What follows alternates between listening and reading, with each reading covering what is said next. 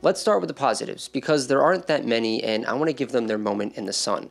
The real saving grace for this film is the cinematography. Honestly, it's some of the most boldly expressive, vibrant, kaleidoscopic camera work I think that I've ever seen in a film from the 60s. It's got that big, juicy, technicolor look, but Donen and his cinematographer, Christopher Chalice, use mirrors, prisms, and all sorts of visual tricks to give the whole movie a kind of voyeuristic crystal ball effect. Sometimes it feels like you're watching the movie through a kaleidoscope, and it works surprisingly well to capture the chaos of the story. The other highlight is Sophie Loren, who is, to put it mildly, Sophia Loren? She could be filmed reading the back of a cereal box, and it would still be mesmerizing. Not the most academic take, but it's the truth. Now onto the problems. On paper, this film is trying to be a stylish spy caper in the vein of James Bond or Indiana Jones, but in reality, it's more of a confused mashup. Gregory Peck plays a professor who gets dragged into a government conspiracy involving ancient cuneiform, shadowy agents, and a very important piece of paper that everyone wants. Sounds fine, right? Except the way the film treats Peck's character makes no sense.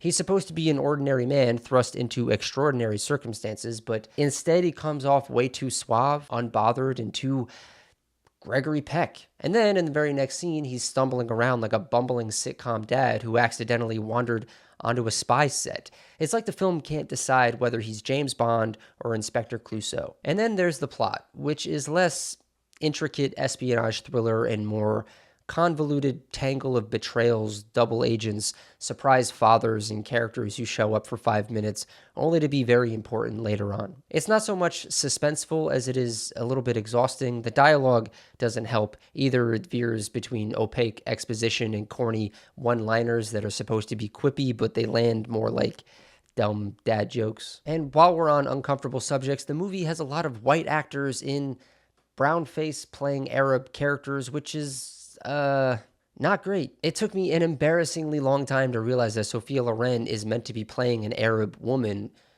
Just a baffling choice, even for 1966. Sure, you could say it's a product of its time, but that doesn't make it any less awkward to watch now. So yeah, I'm of two minds about Arabesque. Stanley Donen is a legend, Singing in the Rain, charade, no question. But this one seems to be a lot of style with little substance. If you're going to watch it for the cinematography and Sophia Loren.